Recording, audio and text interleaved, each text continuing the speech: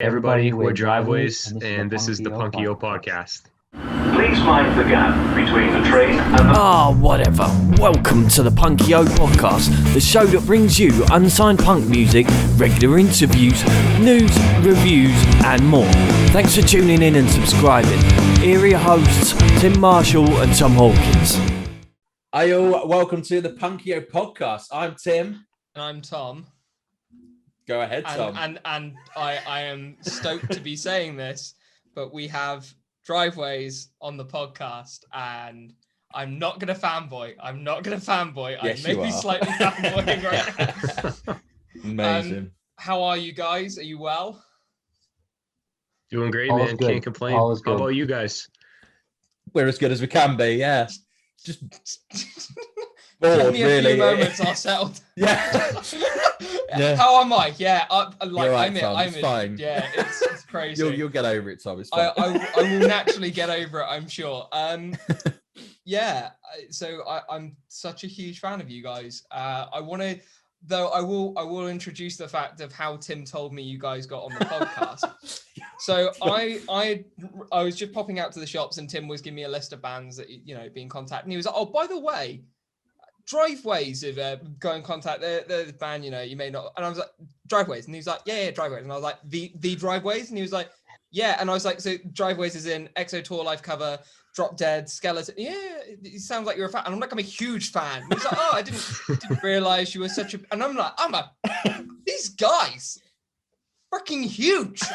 He's like, did not realize, and then he's like, I goes did on look at the Facebook Spotify listeners. I was like, actually, these guys, yeah, they're awesome. What was it? And then you went on Facebook, and then 3 random people just completely unconnected started talking about you guys, and I was like, see, Yeah. see, look at this. Yeah. Realize how big these Huge guys thanks are. for messaging back, guys. Really appreciate it. It's nice to hear from bands and like bigger in the music industry, because so we can then kind of help the smaller ones really with any tips and stuff you've got. So let's start with that. What kind of tips and stuff would you give to younger, smaller bands to kind of get to where you guys are now? Man, that's a good question. I still feel like we're not a very big band ourselves, but like I know we, like you guys mentioned, we have a pretty decent Spotify following, and I think my biggest piece of advice would just be keep writing music, just keep putting out music. And I know that sounds like, I don't know, generic or whatever, but like we've been consistently trying to put out music once or twice a year for the past couple of years, and eventually it just through Spotify and some of the editorial playlists and social media, it just kind of caught on. Yeah. Again, I don't mean to like, not that we have any advice for anyone. I feel like neither of us do. But like, Fair enough. Just keep at it, and just keep working. I don't know if I missed anything, D. I think that's all I got. Yeah, no, like you said, like just keep writing. Like legit, it costs like I don't know what the currency. What currency you guys using over there? What Pounds. pounds? Yeah. So God. in USD, it's like $50 to put your album up on Spotify. So it's like you might as well just put it up there. Like and keep writing. It's not like that much of a. I mean, $50 could be a lot, of course, but it's not too hard to keep putting music up on Spotify and Apple Music and all that stuff. So No, definitely. Well, actually, I should have done this question first, but just introduce yourselves for us, guys. I was going to say, this was going to be my question. Like, we've jumped into the big questions here. This is not how we do our podcast usually. There you go. Change it up a bit, Tom. There you go. Pat, so it's about yourself, pal. Yeah, I'm Pat. I play guitar and I sing in Driveways. I'm Derek, and I do the bass and all the sarcastic comments on the internet. That's all me. Is that right? All right, okay, I know who I'm talking to now. All right, wise guy. Yeah, that's Tom on the podcast social. Literally just ripping into everyone who responds, usually my mother. Yeah. She's a big fan, Tom. Our fan base is very huge. It's global. It's global fan base. It's basically wherever my mum sets the VPN to. To say that, we've actually got quite a few people listening in different countries. So our biggest audience is India. I mean, what? I love it. I fucking love it. How is that possible? I don't know, but yeah. Sometimes we have like similar like we'll look at our when you get like a Spotify for artist page, you can look at like a bunch of breakdowns with data. Yeah, we have a big following. I think the Philippines. Is it? Yeah, that means they've got a massive pop punk thing over there now. Last few years, it's just gone. It's mental. It's awesome. Yeah, it really is. Say, cool. the scene in the UK as well is also progressing nicely, because it died down quite a lot in the UK, and now it's seeming to like re-emerge itself. I mean, I'm representing As Per Always, a band that I've loved for a while, which is 2 Year Break, which I went to go and see this time last year. And they're a small like pop punk band, probably about 8,000 a month on Spotify monthly listeners, and independent band, but producing really, really solid tracks. Their producer is a guy that's worked with the likes of Don Broco, McFly, a few other fairly big bands, and they're now in the process of recording their first album, which is pretty sick. And then to see them and how they've progressed and see how the industry has progressed is also kind of cool, because at the end of the day, both Tim and I, we're not music experts. We're just huge fans of music, right? So it's, if everyone's producing amazing music, it's amazing for us, because it means we can chat to people and be like, we really like your songs, like you guys, because I don't know if I've mentioned this yet, but we really like your songs. Oh dear. There we go. Yeah. Oh, the stupid camera keeps going blurry all the time. I know. This is why, Tim, you need a professional webcam. No. So have you got a favorite song? There we go.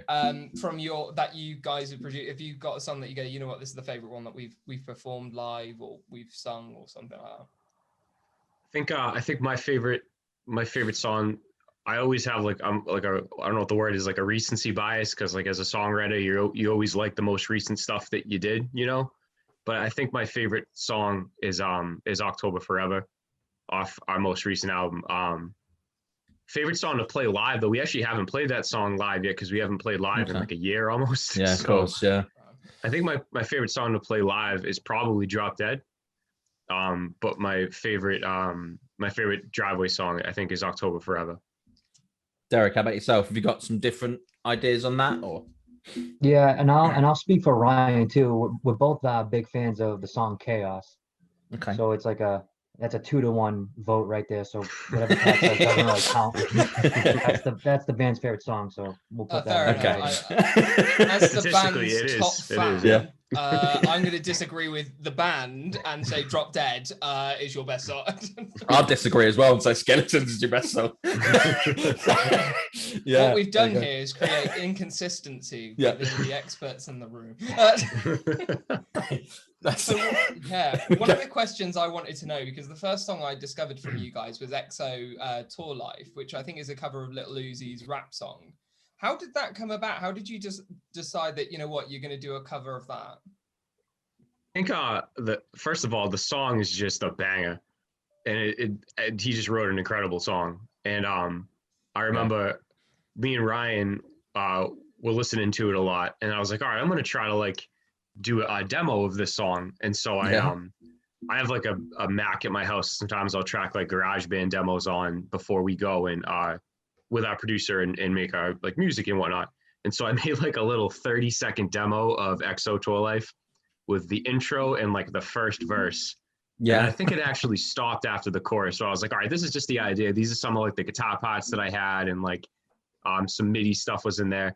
And I sent it to Ryan and Derek, and then we sat on it for a little while. And then I think we were like getting coffee one day, and me and Ryan were talking about how, we kind of missed the boat on EXO Tour Life. The song had already been like a year old, I think, or maybe not quite that old, but it had already been out for a while when we put it out. And then, but I got to give credit to Derek. Derek was the one that was like, nah, we should do it. And then for some reason, that's all it took. And because me and Ryan were just kind of like, we didn't really have a decision. We were like, should we do it? Should we not do it? And Derek was like, yeah, we should. Yeah. And so then we did. And that's the only reason that we have any following or any fans is that song. So. Yeah, legit. Like the only reason that really pushed me to actually push Pat and Ryan to like highly so we can do this is he had a video out on YouTube, and it's the exact similar thing as what we did for the artwork. And I'm like, all right, so we're gonna cover it and we're gonna jack the artwork because everybody knows what Uzi's little video is, and so that's what we did. And I think that kind of like helped. And then obviously the day we released that video, the next day Uzi took that video down from YouTube. So, but it didn't matter at that point, I guess. Yeah. Derek makes all the videos for us. Like we've never had anyone else do a music video. Like Derek edits everything, and puts everything together, and it's a lot of work on his end. So I think when he saw the fact like Uzi's got this viral YouTube video and it's just one image, we're like, oh, we could do that. Yeah. we'll just get this picture in the background. We don't have to actually film anything. And then I think we promoted it on Facebook, D, right? I'm kind of forgetting now. And I think yeah. So that's like the only time we actually tried, like, Facebook ads or whatever it was. I mean, because people actually, they recognized like that artwork was very similar to the original Uzi. So that's the only reason people maybe even clicked it. Who knows? So do you do video editing for a job or just as a kind of hobby? I'm a teacher that teaches like computer science. So okay, so we something touch on video editing. That's pretty epic, man. No, it's pretty epic. I do cybersecurity for a living, so I can vouch for you on the computer side, man. Nice. Do I know anything about computers? That's bad. I know cyber. There you go. Should we ask one of these random questions, Tom? So we asked some fans, basically put it on some groups and see what people wanted to ask you, and they were just all totally random questions. And I think the best one has got to be: would you rather fight 100 duck-sized horses or one horse-sized duck? This may or may not come from a top fan that's featuring on this call. Yeah, is it you, Tom? Yeah, it was, wasn't it?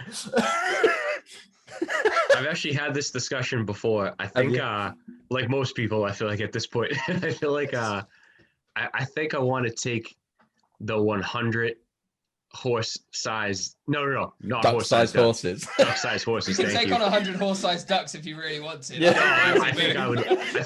To be clear, I think I would lose any option, but. I think if there was 100, because they're small, and I feel like if I get on like a good pair of like sturdy boots, I can just kick them. Just kick them, yeah. Oh, animal cruelty. Yeah, which I don't promote. Yeah, we're saying these are horrible duck-sized horses. Yes, exactly. They're evil ones, vampire ones. Yeah. Zombie apocalypse run by duck-sized horses. Derek, would yours be the same? Oh man, yeah, this is a toss-up. This is definitely one of the greater questions we've got asked on any podcast. For sure. We try top tier questions on this random. podcast. I told you we were random. I might go with the 100 duck-sized horses though. Yeah, I think them into a lake or something like that and see how long they can swim. I think I can outswim them. Can horses swim? I don't know. No, they can't. This would be beautiful. Just you can lead a horse to water, but you can't make it swim, but you can probably make him drown. Oh Jesus! You see, I would go for the one horse-sized duck on the ground. That if I killed it, I would then say, "Haha! I released the quacken on you." I don't know why. Oh, Tom, that's terrible. That's a great way to base your pick. Terrible. Like, what phrase can I say afterwards? Yeah, like the quacken is no more. Just walk away. Tim, what about you? What would be your answer to my amazing question? Yeah, I'd probably say duck-sized horses. Oh, you're right. Yeah, 100. So, think it'd be easier, as Pat said, just squish them. So, yeah. There you go. Okay, I've got one that's not from that. What is the most random fan request you guys have had? I don't know. Nothing pretty random, right? I'm trying to think. I Maybe don't know. doing a podcast on Saturday morning. Yeah, you know what? Those fucking weird fans. Talking about duck-sized horses. Yeah. Fair enough. Fine. No. That's a good question. I just feel like we don't have anything too weird. I don't know. No. I mean, what have you had any fan art done? Have you had anyone like go, "Oh, we've done a cover of one of your songs," anything like that? Not necessarily weird, I guess. So we can change the question. Like, what's the best thing a fan has done for you guys to say? I think we've had a couple of people make like original art recently this year. I've seen on like Instagram and Twitter that's been like incredible. I think the most like humbling thing, like Ryan and Derek and I have like a group text, and whenever there's been a couple tattoos in the past like year or two, which is that's always pretty crazy to see. Yeah. And that's like credit to the people that have made cool artwork for us, and that people want to go ahead and make that into something that they would want to tattoo on themselves. So I think that's one of the coolest things, seeing the driveways tattoos. That's pretty sick. Sweet. Yeah, well, there's so a group I started. It's called a pop punk group where we talk about music and no other crap. Very British. So there's a girl on there who's like a huge fan of you guys. She's constantly talking about you guys. So I'm looking forward to pushing this one to her. I can't remember her name now. I don't know her personally, so she's one that's on the group. But yeah, I look forward to pushing that to her because she'll be massively hyped. Said she's brought T-shirts for her kids and all of this and herself. So yeah, cool. Very cool. Love to hear that. Definitely. I think it feels weird, if that makes sense, as a fan of you guys to be like virtually talking to you guys. Yeah. Because for me, when I discovered you guys came up on a Spotify weekly playlist. I think that was the same actually. Yeah. Yeah, it's a really as stupid camera. I mean, Tim's off with his technical life. In which case, I will take over the podcast. Carry on, Tom. Yeah, I'm just gonna stop this video. Put this one on. Yeah, it was. Yeah, you guys came up on a release. Discover Weekly. That was it, and it was you guys. I think Anson with Suffocating was also on there for that, and a few other like stuff Against the Current was on there. And EXO Tour Life was the one that stuck. And then I just started collected as you do, really, just a song appears on radio. I like that. And then I didn't realize up until the point I checked, like you guys were also the same guys that did this. And I was like, shit, I'm a big fucking fan of you guys. And then of course Skeletons, Ravens, Drop Dead, EXO Tour Life, October Forever. Just album is insane. I'm a huge fan of it. Amazing. Speaking of which, should we jump into the first song, Tim? Yes, we can do. How about Pat and Derek? What do you think? What do you want the first song to be? Maybe start off with Chaos. Start off with Chaos. Cool. Here we go. So here's Chaos by Driveways. Enjoy.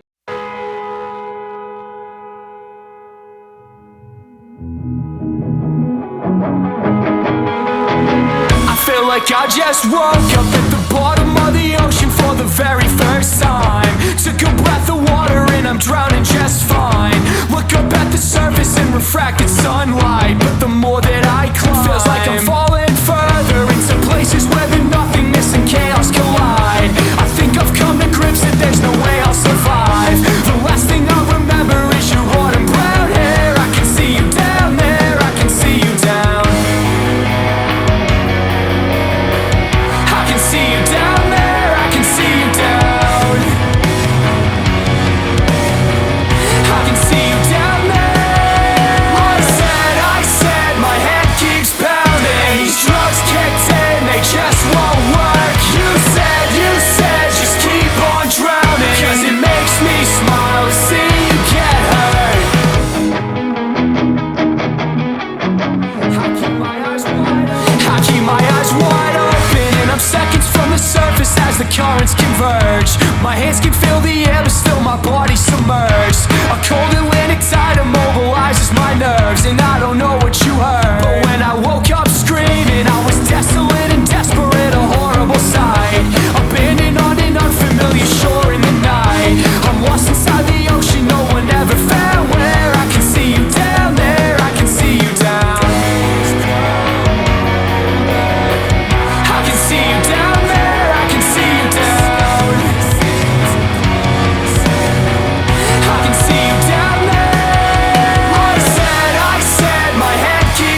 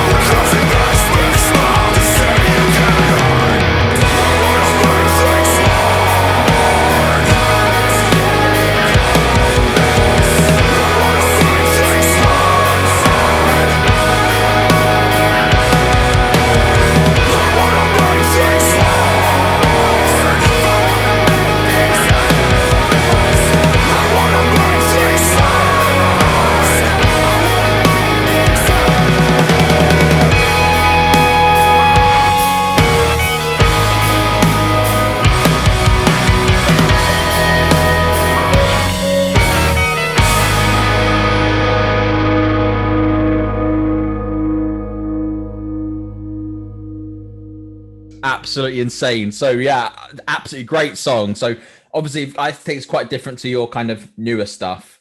But yeah, epic old track, guys. Honestly, well done. Love it. Thank you.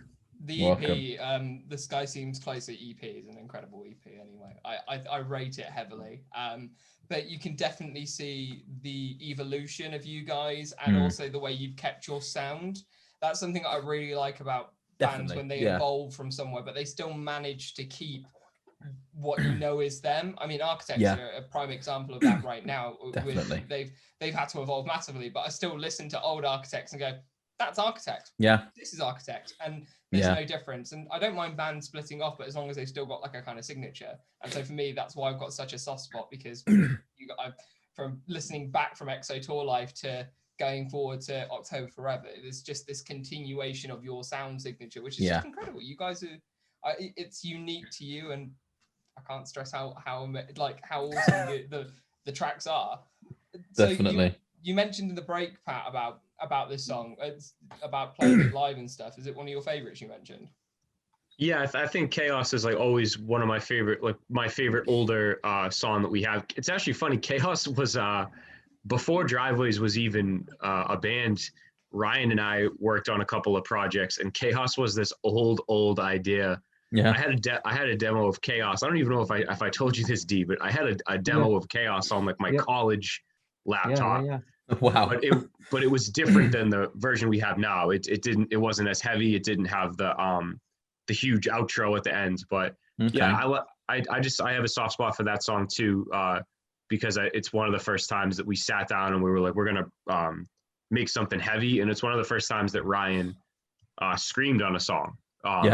In the band, and which happens a lot now, and we hadn't really done that yet. So yeah, it's not the screamer then. Play live. No, not me. No, I would die. I can barely sing, dude. But you can. I'd like to vouch that. I would also like to second the opinion of my co-host and say you can. Yeah, you can. Don't worry. Just to you can. build the confidence up a little bit. And I stop being so bloody humble. You can. 153,000 people also believe that you can sing. Yeah. Yeah. There you go. And you'll have 153,001 after this podcast. So you're not already a fan? How dare you? No, we're not saying me, just one person that watches it. So. Yeah, we're humble as well. I mean, my mum's never heard of you guys, so at least one extra fan. So that's it. There you go. There you go. All right, we got another month. Sorry, I've got one question just to jump in. For guys that actually haven't heard of you guys, how would you say what kind of band are you, and who do you guys align yourselves to? I always go back to like what our band description says on every social media platform. If you listen to any pop punk music from 2002 to 2008, you'll probably like Driveways, and we'd fit right in there. Yeah, I mean, as far as like bands today, maybe like Silverstein, right? That's a close one. I don't know. Post-hardcore. What do you think? Are we pop punk? Post-hardcore? I don't know. What do you guys think? Yeah, it's a hard one. What's your take on that? As like listeners, like I don't know what genre we are. We always have trouble with this. I know what you mean. I mean, I'd say you're more leaning towards pop punk, but then you've got the kind of easy core influences as well, like 4 Year Strong, Day to Remember kind of stuff. But you're not as heavy as them. I think you're kind of a bit more towards the pop punk, in my opinion. I'd second on that. It's difficult because I also believe, from my own music taste, you are heavier than some other bands as well. Yeah. Because stuff like Drop Dead, it's got that kind of like really strong screaming in it, and stuff like Chaos as well, where it's also quite screamer. So yeah, I definitely say you're on the heavier end of pop punk. For me, it's difficult to say that you're part of one genre, if that makes sense. So instead, I just go, you sound a lot like 4 Year Strong. You sound a lot like Dance Gavin Dance, in the sense that there's that balance between vocals and screaming, which is what I think a load of people like now. I think it's massive in the industry now, isn't it? That kind of stuff. I think it eases you in. It kind of bridges the gap between the genres, if that makes sense. So you have Yeah. people that like, I'm not 100% like, you know, into screamo, but then I'll listen to something that has that in. Maybe it will be like Don Broco, it will be Bullet for My Valentine, it will be a pop punk band that's maybe doing a little bit heavier. For me, the segue over to the screamo side was a band called Dream State, which then introduced me to Dance Gavin Dance, and you guys as well, also being a part of that kind of bridge that I regularly cross between both sides. And then equally I flip over the other side of the bridge, as I mention every episode, and listen to Dido. So there you go.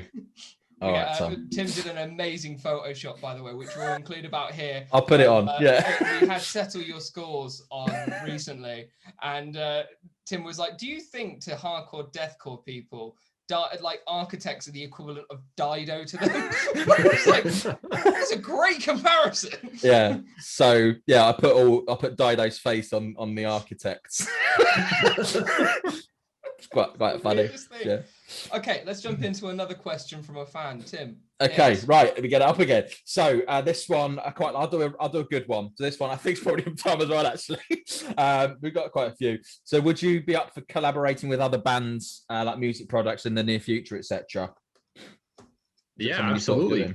Yeah, I think we'd always be open to a collaboration. We actually talked about with October Forever, trying to maybe thinking about getting a feature on the album from someone like, you know, a little bigger than us. We had a couple people that we were thinking about, but we never went about doing it because it was just a busy time over the summer, like finishing the record. But yeah, I think in the future, if we could talk, we would love to work with other bands or have another artist featured or something like that. Yeah. Sweet. So that was brought up because we had a band on episode 13 called Halfway Atlantic. I may have got the number wrong. I think it's episode 13. Yeah, I think it was 13. Yeah. So they did a live Q&A, and they're a pop punk band, but quite a small pop punk band, probably less than 1,000 monthly listeners. So good. But they are really, really good. Really good. And they were talking about their dream lineup, which is actually something I'm going to ask you next about. Like, if you could have a festival, what would be your lineup, kind of thing? And they immediately went Driveways, just straight off the bat, Driveways like that. And they saw that we were listening in. They're like, we know that you've got them on there. Can you ask the question? So, that's it. Matt, if you're watching this podcast, I have asked the question, and they said no. I'll message him. I'll message him. This is the link. Yeah. So this is a segue into my question. So imagine this: you guys are headlining your own festival. It's Driveways Festival. What are the 3 bands or 4 artists or however that are going to be supporting you? And the other part of that question is, how are you going to cater that festival? What food are you going to have catering that festival?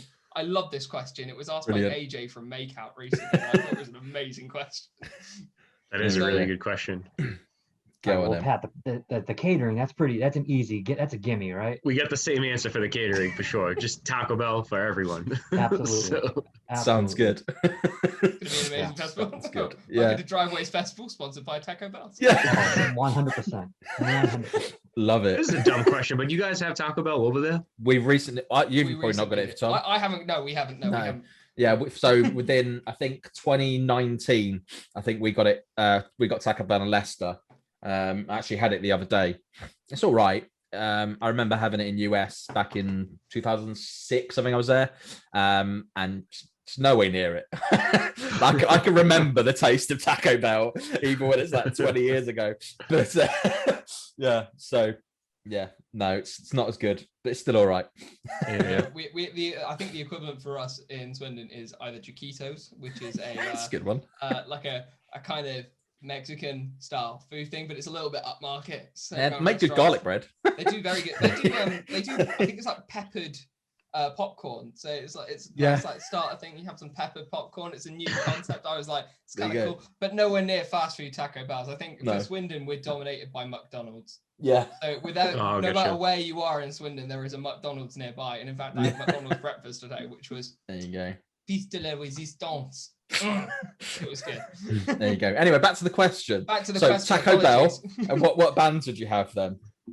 Like, you are literally the headliner. You're the biggest band in the world. Okay, who would you have as your support acts? Well, probably the opener would probably be this small band called Blink 182. Yeah. They'd open the show. I don't know if anyone actually would go to see them. No, I'm not sure. I've not heard much from them, in fairness. No. Tim, have you heard about them? I think so. I'm not sure. Okay. Maybe they do a song called Rock something show. Is it? I know they did all the small things. That's it. They did all the small things. That's it. Yeah. How did that go? I don't want to be an American. No, that was Green Day.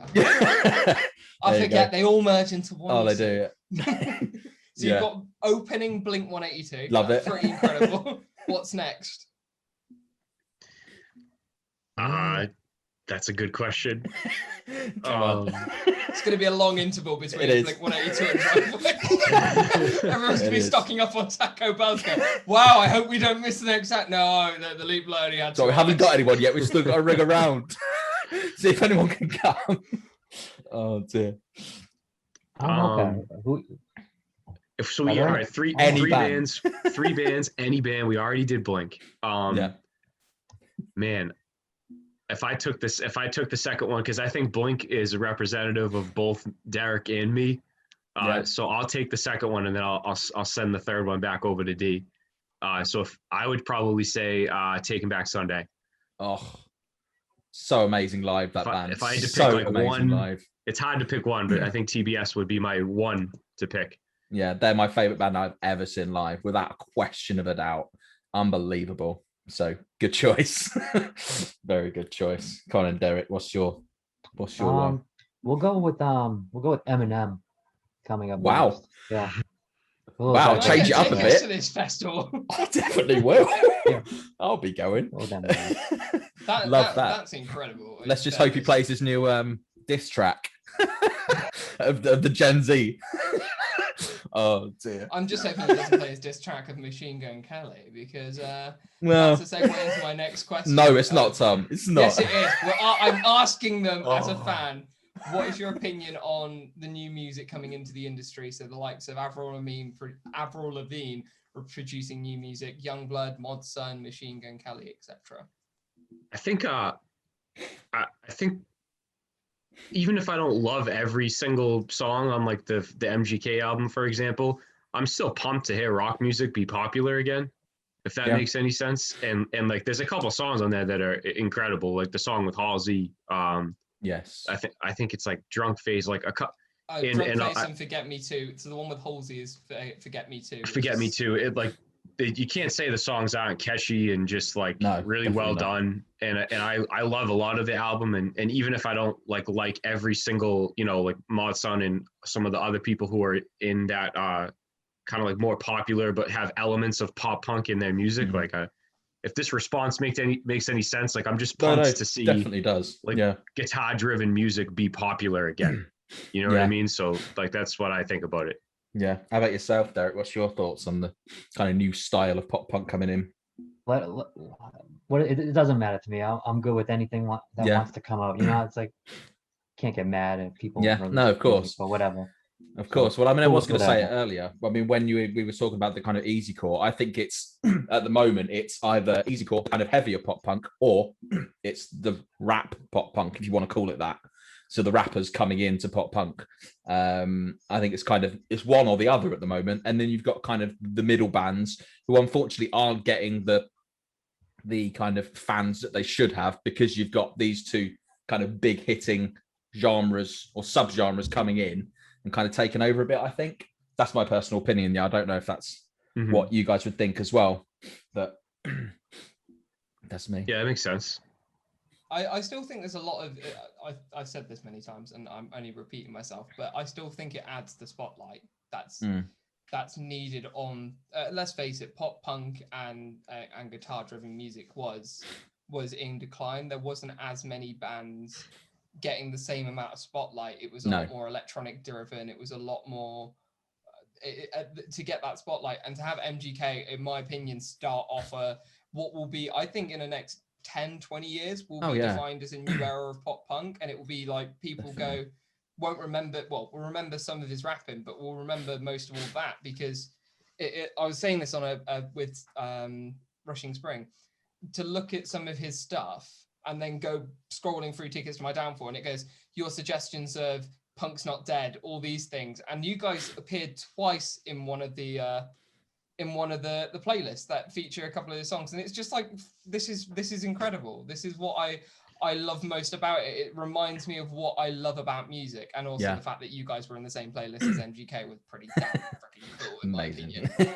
That's a really good call. Like because I was thinking about it in general. Like I was thinking in general, it's just good to hear the genre get big again, no matter how it sounds. But it's also with like the way Spotify is, which like Derek and I talk all the time about how the only reason that we have any following or semi-career with driveways whatsoever is just Spotify, because how great Spotify is at recommending music. And but that's a great example, dude. Like MGK putting out this album, people seeing that, and then maybe going down and seeing, you should listen to this next, or seeing 100%. Other things that are on Pop Punk's Not Dead or whatever that might be. So like that album blew up, and I'm pumped it did, because if it gets some new people to maybe check out iMusic, then I'm super thankful for that. Exactly. Yeah. I mean, I'd say if MGK ever watches one of our podcasts, which will hopefully happen in the future, you never know, just like a massive thanks really to what he's done, I think, for the industry,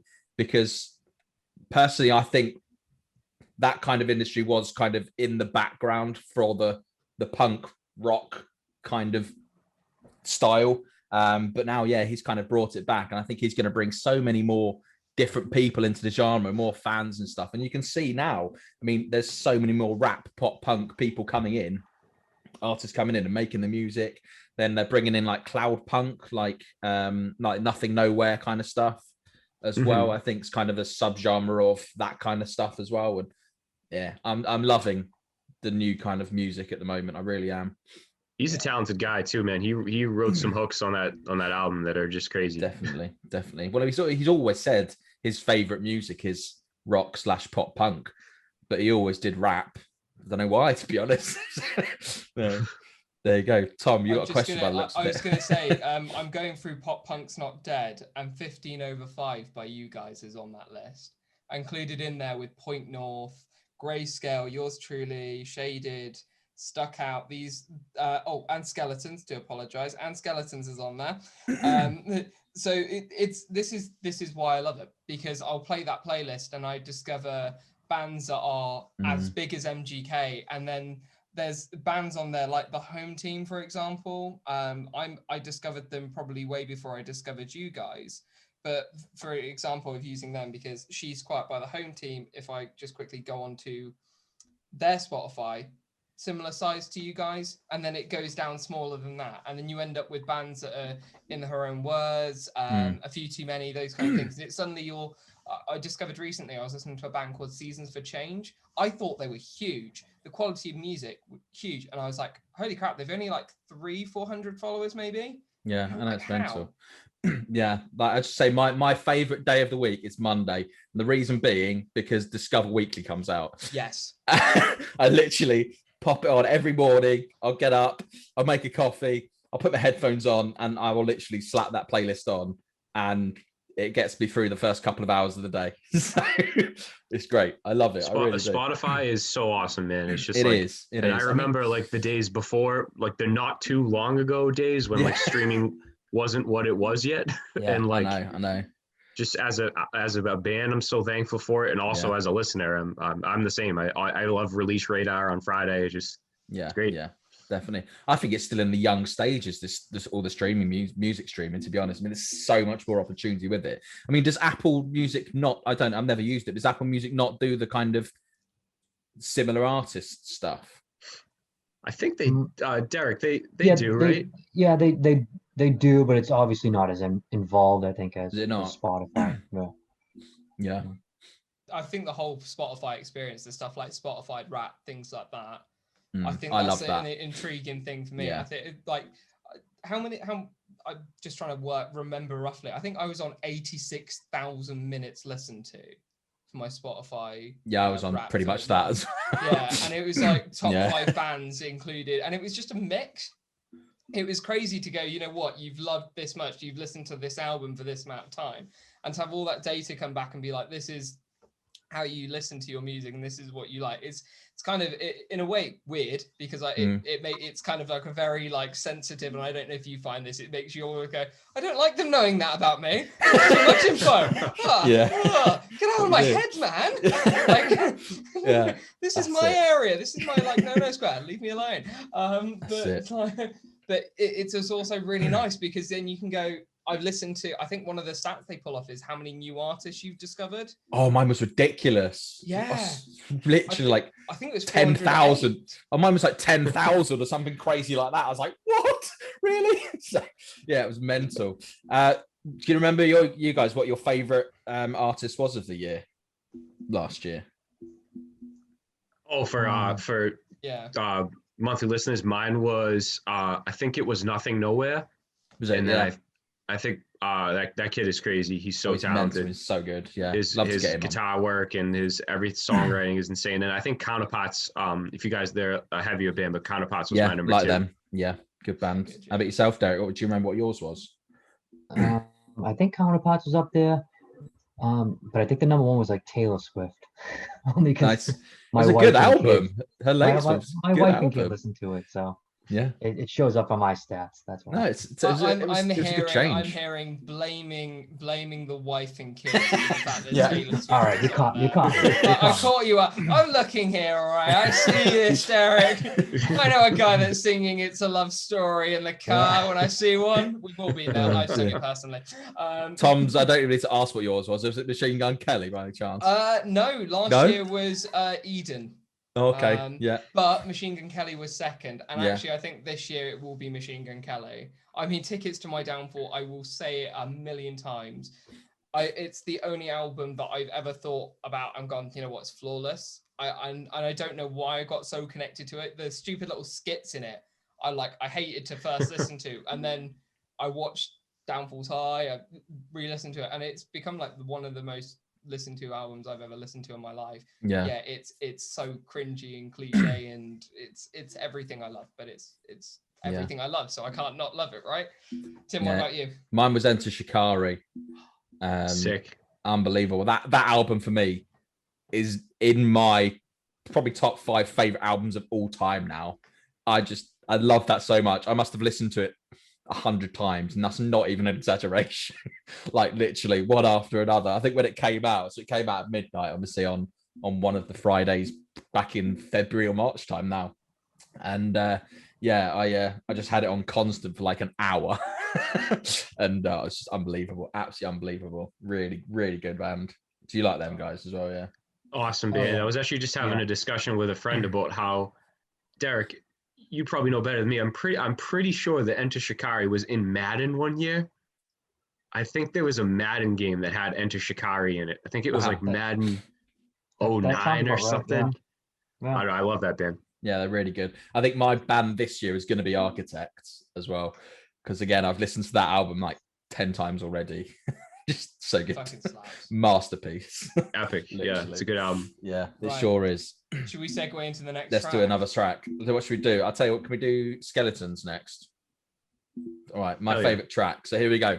It's Skeletons by Driveways. Enjoy.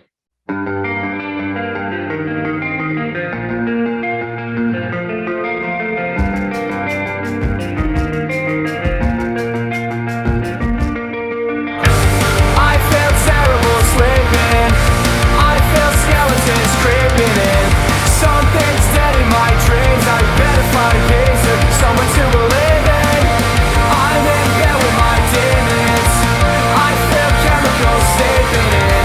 I can't rest when I sleep. I'd better find peace and someone to believe in. Sounds like a broken record. Feels like I said this before. You're always so dependent.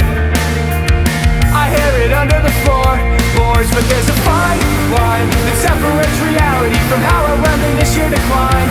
And every moment I try to disregard the atrophy, you lost another piece of your minds, a piece of your minds. I feel terrible sleeping. I feel skeletons creeping in. Something's dead in my dreams. I better find peace and someone to believe in. I'm in bed with my demons. I feel chemicals seeping in. I can't rest when I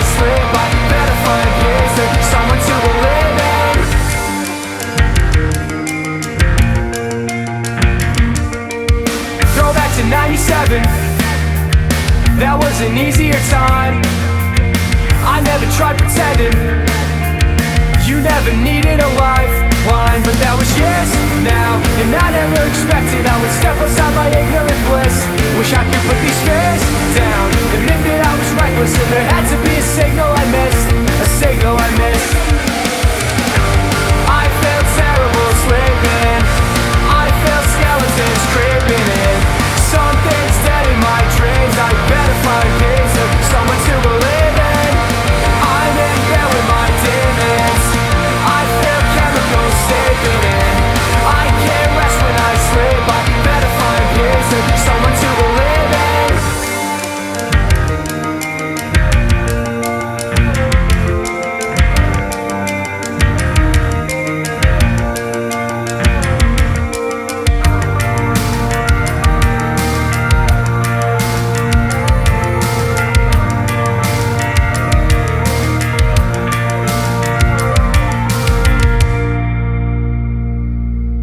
Absolutely epic song, like by far my favorite song that you guys have ever made.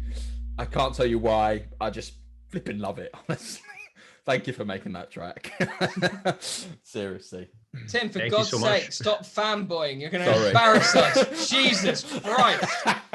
Brilliant. Keep it down, man. Keep it together. Yeah, of course. We're never going to get big bands at this rate. If we, like, the first time we have a band that we're all fanboying about it, they're going to be like, well, that's weird. They'll go back to their big band communities. Yeah. To go on this podcast. There you We're all a go. bunch You'll of go, Tom. weirdos. So, my question is, let's have a think, because thank you for that, because I completely forgot it. What? So, for those that are looking at, so what merch do you guys do, first of all? Because I know you guys do vinyls, or at least advertising vinyls at one point.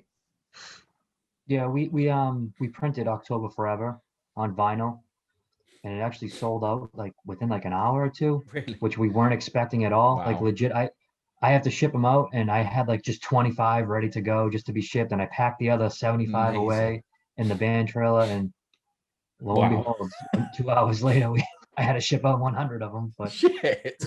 Blimey. yeah, we don't really know much about vinyls.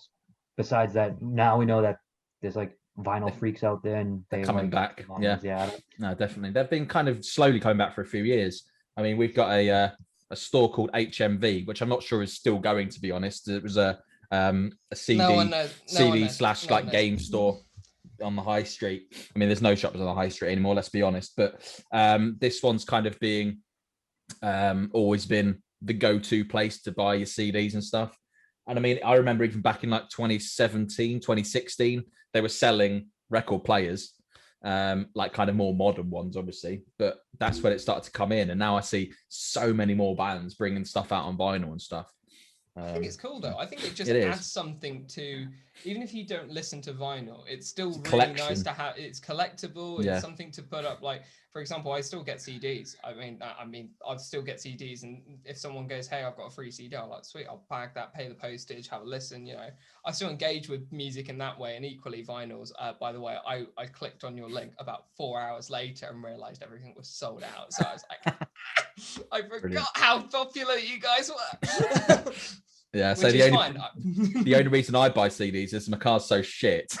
It's I can't plug in Bluetooth or anything at all. It's just a CD drive and radio. I'm like, fine, I'll have to buy a CD. So I It's can't not wait a to get a bad new life. car. It's It's not rest. a bad life. There CDs we were go. the way forward when you used to have like a massive pouch of them Yeah, stored somewhere, Oh, risk yeah. crashing the Definitely. car just so you could change Yeah. the CD over. that's And then it. you'd Yeah. have to be like, click through and be like, which one do I fancy listening to that one track I like? That's it. 9 times out of There you 10, go. Michael Bublé. All right, I've got a question about the lyrics of Skeletons. What's your kind of idea from that? I think with Skeletons is funny. It came together like really quickly. It started as like a loop pedal thing. I had just gotten Okay. like a new loop pedal for that I would like write stuff in and all the time, and like that was kind of Skeletons was the first use of it, and Yeah. and then I made a little demo and lyrically it was just talking about, you know, just kind of like what the chorus is like.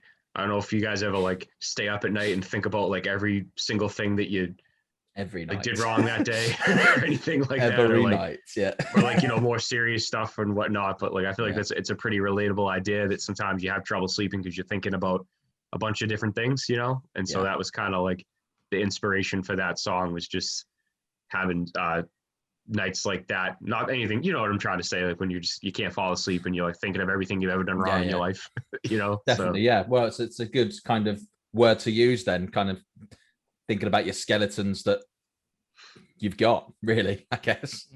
So yeah, I like it. Yeah, there was a long period of time where those were the only 2 lines I had for the song. It was like a week of that. I was like, all right, I got those lines. And then I like that. I feel skeletons. Any progression on those? Any progression? Nope, not today. But we'll see. We'll see. We'll try tomorrow. Brilliant. Yeah. And Ben just going, these lines hit fucking hard. Yeah. I just need some other lines to go with them, so these lines come in. Oh yeah. Yep. That was it. Yeah. No, I love the line. All these skeletons creeping in. Just, I feel these skeletons creeping in. That's just such a great lyric. Good lyric writer. You're very welcome. Tom, go on, over to you. I mean, I want to go on to my favorite lyrics from you guys, but I'm saving that till last because I know that we've got, what is it, 1 or 2 more songs, Tim? How many more? 2 more, yeah. 2 more. So I know we've got 2 more songs, and the song that we're going to be playing last is my personal favorite because I've just decided that. And unless we play it next, in which case then I have more time to talk about why I love it. But I don't know. It's a weird one. But yeah, you guys have got some absolutely, you know what's great? We are going to play it next after I finish talking. That's cool. Yeah, Drop Dead is my favorite song by you guys. Similar to the whole story by Skeletons as well. So the lyrics in Drop Dead of being like haunted by hindsight and too many things were said. I hope you fucking drop dead. To anyone that hasn't heard this song, it sounds really, really like almost demonic, quite aggressive, but you guys sing it so well and it's got such a catchy rhythm, and then it's complemented by the kind of almost screamo aspect to it where you guys are it's just a fantastic song. It used to be like one of my gym songs that I used to regularly listen to, and it's existed in my repeated weekly playlist, I think, for about 1.5 years.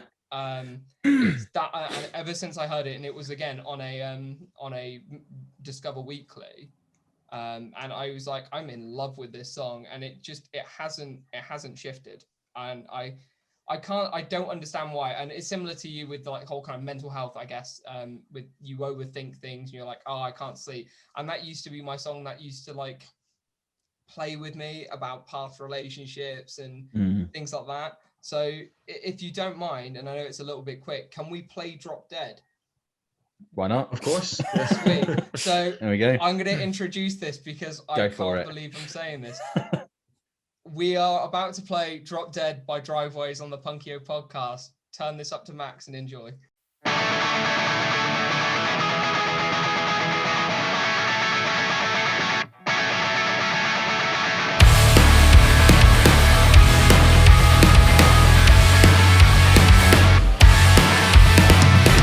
Too many days in your confinement, captive to brazen lights and cursed to silence. It's a different kind of pain, dark and defiant, heightened adrenaline. I need a regimen, find me a sedative. I've been fucking haunted by hindsight, daunted by timelines, lost in your mind's eye. Haunted by hindsight, daunted by timelines, lost in your mind. Drop dead and burn the bridges that you built in my head.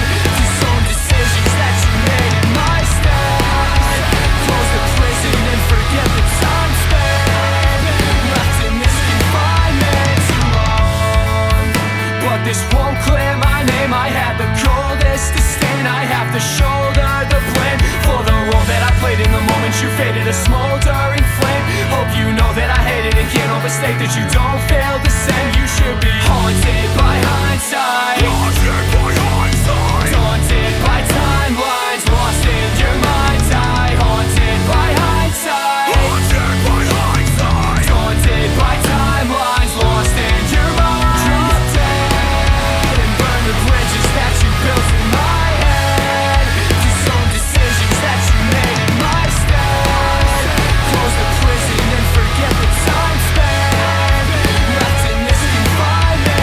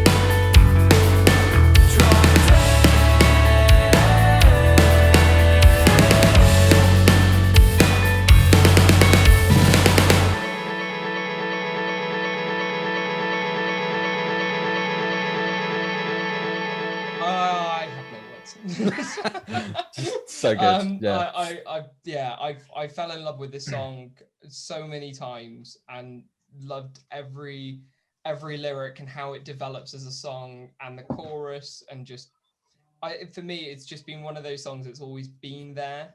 Like dark times, I can whack on Drop Dead by Driveways and drive to it, run to it, go to the gym and listen to it, and it's just always existed there. And it's still one of my favorite songs. And it's probably one of the only songs where if I hear it, it creates such a strong emotive reaction of like happiness and passion that I just can't help but sing along. Like there's some songs that you love, but you equally will skip, if that makes sense. So I've got songs that I absolutely love by, like, for example, New Medicine, Far Up the Night is a great track, but sometimes I go, I'm not feeling that. But with this track and with like EXO Tour Life, the only two tracks I think I've got that I just, if as soon as they come on, I'm like, I'm listening to them. Stop fanboying, Tom, for flip's sake. I will end you. I will end you, Tim. No, I think for me, I like in that song the lyric. Sorry if I get this wrong, but burning the bridges inside my mind. That was right, isn't it? Yeah. So I just love that lyric. Like it's so, I don't know, it just kind of grabs you straight away. And yeah, it's just, I think everyone's got that from 2020. Everyone has that kind of the skeletons, the bridges they want to kind of burn and not remember as such. So yeah, very good. What was the inspiration behind it? That's the first question I've got about this one. What was the inspiration behind Drop Dead? I feel like every time we start working on a song, and I'll never think of like lyrics in like a direction in terms of the lyrics first. I'm always like a guitar player first. You know what I mean? So I guess like the inspiration for Drop Dead is I put new strings on one of my guitars. Yeah. and I was just messing around with this cool thing. It's like the little riff at the beginning. It's like these weird chords that are like higher up. And I was like, oh, this sounds pretty cool. And I wanted to do something a little bit heavier because like we had mentioned earlier, like with The Sky Seems Closer, Ryan and Derek and I like worked on trying to write some heavier parts. So I was thinking in my head, like, let's try to do something a little bit heavier. And then once it came together, there's not even a Drop Dead demo. It was just an idea, and we jammed it out and pre-pro'd it and whatnot. And then I'd say like lyrically, it's just, you know, I think it's about like a frustrating relationship with someone, and kind of like a lot of. I always do a bad job talking about lyrics. Sorry if this is like bad audio. It's good to hear it. I'm well aware that I'm not coming across super clear right now, but it's about like a frustrating situation. But I also think it's like, especially with October Forever, but also with a lot of stuff on Night Terrors, like a lot of our stuff is about like dwelling on situations in your head. Yeah. You know what I mean? It's a lot of songs are, rather than literally being about a specific thing, it'll be about thinking about something. If I'm making any sense. No, and, definitely, 100%. I think that's where like Haunted by Hindsight, like all of us like that line. Like we all decided to name the acoustic EP just after that lyric. But okay, yeah, like I that's what I was kind of. I think what we were going for there was just a frustrating situation, which I think is really relatable to a lot of different people, and like overthinking a frustrating situation, you know? Yeah, fair enough. No, it makes sense, 100%. Derek, question for yourself: how long have you guys been a band then? We're coming up on 5 years, right? Mm-hmm. Pat, this is 5 years. So not too long, to be honest. I thought you guys been going longer than that, to be honest. Yep, no, 5 years. The Side Mirror EP, was it released 5 years? Was it June of 16? Is that what it was? I think we started practicing. I think we were technically a band before then, but I think it came out in June. Yeah. It was like released online. It was like recorded. Yeah. I wasn't in the band at that point. It was just Pat and Ryan. Yeah. They had it recorded, but it wasn't released. So they asked me, when they asked me to play bass, I was like, yeah, sure. And then we put the EP out online at the summer or whatever it was of 16. So it's like it's coming up on 5 years. Yeah. No, amazing. So Tom, go on, over to yourself. I did have one, but I've forgotten it. Yeah, no, I've got two. My first one being what drew you guys to music? What drew you guys to Driveways in particular in the name? And then I've got another question that was asked by a fan, actually. So it'll be interesting to hear your response to that one. But let's start with that one. So what drew you guys together, and what made it become driveways, if that makes sense? Well, like Ryan and Derek and I all like played in bands and made music before driveways, and especially Ryan and D. There was a scene around here. We're just north of Boston, and there was a really awesome music scene around here when we were younger.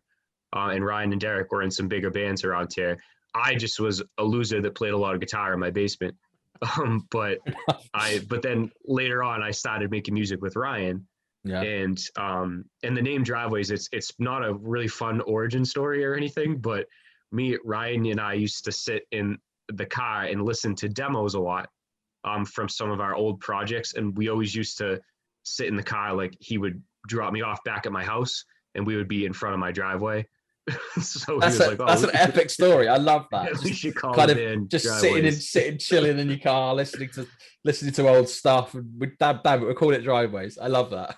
We do a lot of that, but and then in terms of Derek joining, we needed someone to play bass, and me and Ryan are, I don't think you would mind me saying this, we're kind of idiots with like logistical stuff. So when Derek joined the band, we kind of became a band, because like he brought the whole like, all right, we need a social media, we need to do this. Like, yeah. we need to kind of be more adults about this. So when Derek joined the band, we really became the band, I think.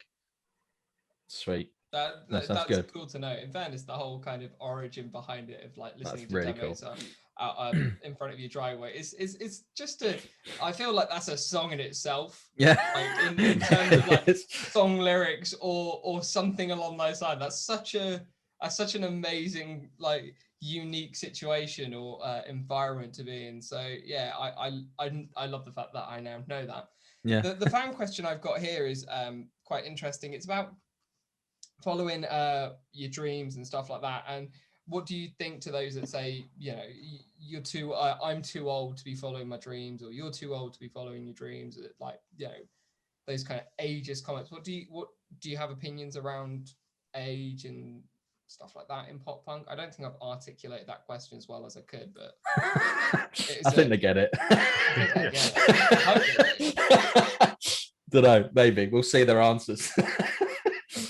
I don't know. See, I'm old enough to be like Pat's grandfather, so I mean, age is, it's like literally just a number. So you only live once. What are you gonna let a number like stop you from doing something that you enjoy doing? I mean, you know, you can't do that. So you live totally once. Agree. And enjoy it. You know. I agree, man. Like, we started the band Foreman. When we formed the band, we were all already adults with you know, careers and bills to pay and families and whatnot. And so we didn't start Driveways when we were like hungry 18-year-old kids that were trying to blow up. Like, we started Driveways in our mid 20s to like late 20s, and now we're all in our 30s. So it's like it's you know, we like this, it's, sorry, I'm doing that thing where I'm bad at talking again. I'm always hesitant to call it a hobby, because it's not quite a hobby. Like, it's something that we all take seriously and we love, and there is a lot of work that goes into it. Of course. But we also work it into into a spot in our lives that works for the rest of our responsibilities and whatnot, if that makes sense. So yeah, no, 100%. I mean, a hobby's something you enjoy, so I think it's a good way of describing what you do. I mean, yeah, obviously if you're a bit bigger than a hobby, I get where you're coming from. Yeah. But yeah, no, you say you still have full-time jobs and you do this kind of not on the side as such, because it's still a big part of your life. In tandem, I guess. In tandem, yeah, I guess is the right word. That's the word. That's a good way to put it. Tandem, and I think, you know what, man, if you can find the time to do something that you really like, then you should. And if it works with you know, if you have cool people that can do it with you, then you should just do it. Definitely. Even if you're like 70, who cares? Yeah, exactly. This podcast is a prime example. I mean, Tim wouldn't describe me as cool. Let's be fair here. He Yeah. describe me as a hip or a rad individual. Annoying. It's totally hip, rad, whatever. Down with the kids. Yeah, I'm only 24, and I sound like I'm 50. There you go. This is a hobby for both of us, which is I appreciate where you guys come from, because we both do full-time jobs, and yet we have people message us throughout the week going, "Hey, we really love your podcast, guys. Do you mind listening to music?" And I'm like, "Yeah, but I am in a meeting right now. I will listen. But just let me know what you think." And I'm like, "Yeah, I will do. Don't worry. I love the fact that you really like the show, but equally, I've got clients to deal with. I've got things to sort out over here." And then there'll be like stuff where we're messaging each other on like a non-busy day, and I'm like pinging him artists, and I'll have to drop everything because something's happened at work, and I'm like, "Oh well." And he's like, "What do you think of these guys?" I'm thinking about getting them on. And I'm like, no reply for like 8 hours. And I'm like, "I'm so sorry, got dragged into a meeting that just blew up." I guess the final question I've got then is, are you guys planning on coming to the UK? And yes. Because that would be my dream come true. Man, I would absolutely love to. Honestly, that would be general response these days is, once COVID and everything gets a little more under control in the next couple years or whatever it is. But yeah, we get a lot of questions about coming different places, and we don't play it. Even before the pandemic, we didn't play out a ton. And what really sucks is I think we were just starting to get to the point, like Derek and Ryan and I had a conversation that was like, we should play a little more and like try to book some more shows, and then COVID hit. So I think a lot of bands have said that to us on the podcast, to be honest. Like 2019 was their kind of starting to break out year, and then bam, 2020 hit and ruined it all. So you kind of got to start again now, and you still can't start yet because it's still around. So you probably got to wait till 2022 to kind of really get into your flow again. And it's so frustrating. I mean, for fans as well, not being able to go to concerts. And I'm sure you guys are the same. You'd love going to concerts, and you just can't. Yeah. So it sucks, really does. But I mean, we've got Slam Dunk that's been confirmed for September of this year. Don't know if that will go ahead. Book my hotel for fingers crossed for it, because it's my first ever festival. Last year was supposed to be like the year where we had Slam Dunk, we had I Prevail, for me at least, I Prevail touring, so I booked tickets to go and see them. My Chemical Romance announced that they'd come back. Had no clue who was supporting them. The fact alone that they came back and tickets sold out within 10 minutes, and I was there at work going, "Can you get one on Ticketmaster?" And I've got one that's in seat, probably Z in the next town over, but I'm still going. And for me, that's a huge deal, because I grew up listening to My Chem, and it's the reason I'm covered in like tattoos and stuff like that, and it's the reason why I'm a rebellious individual who hates the system, those kind of things. And also I've got Craig David on there because Craig David isn't a fantastic artist, and I absolutely love the guy, and I think his music's fantastic. But it all kind of just died from there onwards. I like, we've got small bands like Tear Break, for example, booked a show for the Deaf Institute up in Manchester, and it was supposed to be their first show that they were headlining. Small crowd it probably would have been, but it's still a big thing for them, and the fact is that hasn't gone ahead, so they're really like disappointed. And in fairness, what I'm trying to say is, when it does come round, please, I don't care how it happens, please come to the UK, and I will be there front row, standing. Not organising. We both will. We both will, definitely. Well, I'm going to be in front of Tim. Tim will be holding me back and getting on the stage with you guys. Be like, "Woo! Yeah!" Be like, that's it. Tom, get away. It's going to be just stand there. Here we go. All right, so talking about dying, let's go for Cemetery Gates. So the last track by Driveways. So here we go. So Cemetery Gates by Driveways. Enjoy.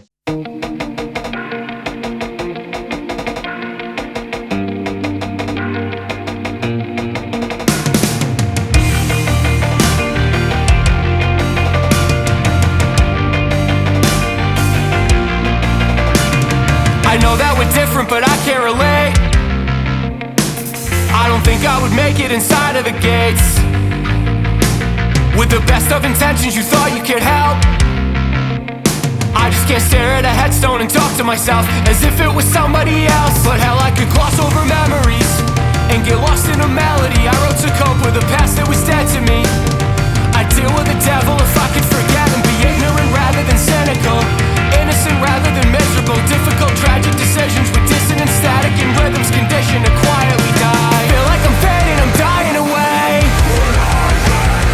Write something meaningful I wouldn't say. Go through the rituals, make them believe that I'll be remembered forever, and try to pretend I was better in words that if I wasn't dead you would never recite. She heard the news and she fell to the floor. I still wonder why I was hesitant for the end of a life that's a hell of a thought. There's solace inside of a burial plot. I walk through the gates, expressionless look on my face, kept my composure in place, faked an embrace, tried to pretend in your faith I deal with the devil to stay. Ignorant rather than cynical, innocent rather than miserable, difficult tragic decisions with dissonant static and rhythms conditioned to quietly die. Feel like I'm fading, I'm dying away. Write something meaningful I wouldn't say. Go through the rituals, make them believe that I'll be remembered forever, and try to pretend I was better in words that if I wasn't dead you would never recite.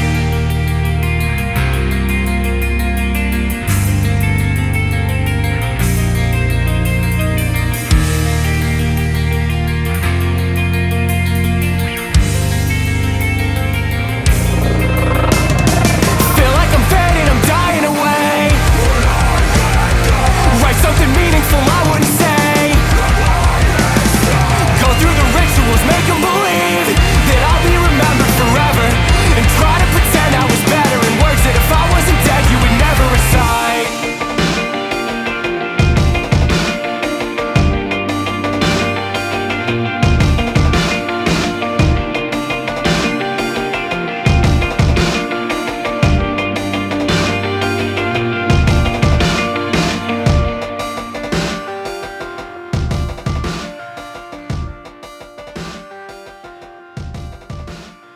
Epic song again. I say from one of my personal favorite albums of the year as well.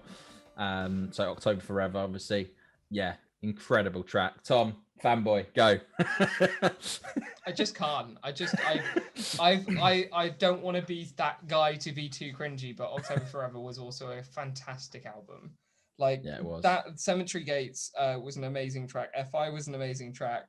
You've got things like Sleep Paralysis, Not For Nothing, October Forever, the actual title track, which is for some reason the last track. I was a little bit like, I understand. That was a weird one for me. I was like, why have you put October Forever as the last track? And I'm like, I understand the reasoning. I was still a little bit like, meh, whatever. But I love it. And yeah, it's a great album. It's a really complete album. And that's what I like about it. And Cemetery Gates for me is just such a, I was saying this in the break, it's got such a different energy to it, where it's slightly dialed back from the energy of Drop Dead, but it's got such a strong guitar note to it. The vocals are very used, the signature's there, so it's just a different dynamic. It's a different entity. It's just another string to the kind of bow as such that makes up Driveways, and I think it's fantastic. And if this is, do you think this is the way you guys are going to be looking, or is it going to be continuing on the same path? Are you going to be looking to try things differently? That's a really good question. I don't know. It just happens. Yeah. It just kind of, I feel like sometimes like we'll talk about, I feel like our band kind of has like a spectrum or a picture where like in one direction it's heavier, one direction it's more pop punk, but then there's also like Cemetery Gates, Cemetery Gate on October Forever, we had one kind of clean guitar tone for the whole album that we kind of worked to get. And that song just came from, I was like, oh, I want to do a song where like the main component is kind of like a clean guitar riff and not something heavier. Yeah. It's also weird because it's in 6/8 time signature, which is like wild for us. Yeah. It's like unheard of in Driveways. But so I don't know if it's definitely like a little bit of an out there kind of song. And it's the kind of song that I think you're right when you're making an album, because you're like, all right, we have 13 songs. We got to switch things up a little bit from time to time. If we had like a 3-song EP, I don't know if there would be a song like Cemetery Gates on there, but I'm glad that we were able to do some more I don't want to say experimental, our version of experimental stuff on the album. And yeah, I think you might hear some more stuff like that in the future with, you know, kind of like a more like chill guitars and more ambient stuff. I think would be cool. Forward to it. Yeah, definitely. So going on to a question then, what would you say your favorite bands are, like from growing up to now? Are they different? I think from I think Derek will have a very different answer than me, but I feel like a lot of my favorite bands growing up, I still love them now, but I definitely like I grew up on Blink and Taking Back Sunday. That small and band, yeah. Yeah, that tiny band. Supporting you. Never quite hit it. Oh, it was such a shame. They had so much potential. Wish they made it. Like Thursday. Like oh my god, Samson. I haven't heard that name for ages. Oh, wow, man, I love Thursday. But so I was a little all over the place, and I still love a lot of those bands now. And those are, but I've also like I like a lot of the new bands too. I love Story So Far. I love Neck Deep over there, and I only got into Bring Me pretty recently, but I love Bring Me the Horizon. I love so good. Yeah. So I feel like for me, it's like a mix of stuff that I liked growing up and newer stuff. Yeah, Derek, how about yourself then? You got some different ideas? Kind of like the same, like Thursday and As Cities Burn, Silverstein, Senses Fail, stuff like that. I don't really listen to any like new music. I don't know. It's kind of weird. I don't really care for it, I guess. I don't know. I like those new pop punk bands are like foreign languages to me. I haven't listened to them. Yeah, like Driveways. Obviously. Yeah. Yeah, terrible. Yeah. I my playlist hasn't changed since 2006. No. I don't think many people who listen to pop punk probably are different to that. Because no, definitely not. I only recently discovered Somewhere Down in Fullerton. And I'm absolutely in love with All Star. Alistair. Alistair. and not only that, I'm still listening to old Blink stuff. I'm still listening to stuff that I grew up with, because the feeling doesn't go away. No. If that makes sense. Like it's just, it can't be replaced, the original feeling that you got from listening to a song, right? No, so definitely. I got asked a question recently by my girlfriend. She was like, if you could choose between your car and music as to which one you could keep, which one? And I was music, like, obviously. It's music. It's got to be music. As much as I love my car to bits, and I can't help but love it. It's the whole reason why I fell in love with music and really got attached to it more recently was when I went out for drives. I used to love just putting on music. And the idea of having 4 speakers that play into a centralized area and you feel encompassed and wrapped around by music is something I never felt before. Headphones only do so much, if that makes sense. Yeah. And then the whole kind of idea of going on a road trip, listening to you guys, listening to Bearings, Neck Deep, Bring Me, Enter Shikara, and having all these memories and moments just made me realize that actually the whole reason why it's a chore to some people like driving is not a chore to me. It's because I encapsulate with music. And I wouldn't miss that for the world. Well, people find my go-to album quite weird. My go-to album is Shenanigans by Green Day. Always, that album for me is their best album I think they've ever produced. And I can't tell you why. And other bands are like, really? It's got to be Dookie or Warning. I'm like, I don't know. Just something different. I think they kind of... Could be none of them. Yeah. but yeah, I don't know. I just love the album. I always go back to it, and it's just unbelievable. Like, I listened to it probably a couple of days ago. I'll probably listen to it in a couple of days as well. Just love it. There we go. It's good stuff. I mean, I'm not a huge Green Day fan. I've mentioned this a couple of times. It's partly because being a My Chem fan, I'm a little bit butthurt about what happened on the MTV Awards. I mean, I'm sorry, American Idiot is not a better music video than The Ghost of You, in my opinion. Man, oh man, My Chem went here, and all fucking Green Day did was pour some green paint around everywhere. Nah, there you go. It happens, Tom. It happens. It does. I think, you know what, just before we close out, I have one final question from a fan, which is a really dumb question, but I feel like, you know what, the fans have asked it. We have to, you know. I know which one it is as well. People. Yeah. Does pineapple belong on pizza? Absolutely not. That's disgusting. No. Derek, you're thinking there. Put whatever you want on pizza. What does it matter? Like, what? I don't really care. Got more problems to deal with.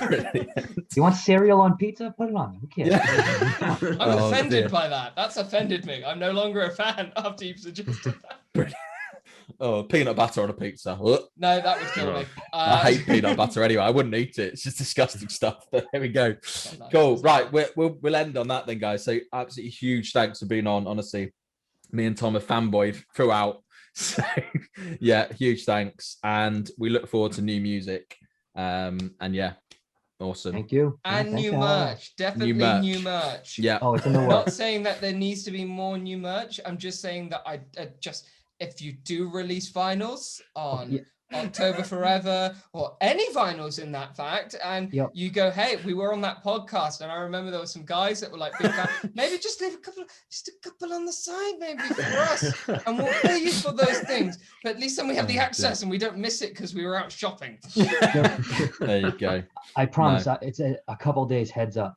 Night Terrors will be on vinyl, and a second pressing of October Forever will be on vinyl in a different variant or whatever the hell you guys call those. You see colors. This wall here, it will be on this wall. I will find a way of sticking it on this wall, but you guys will be on the wall.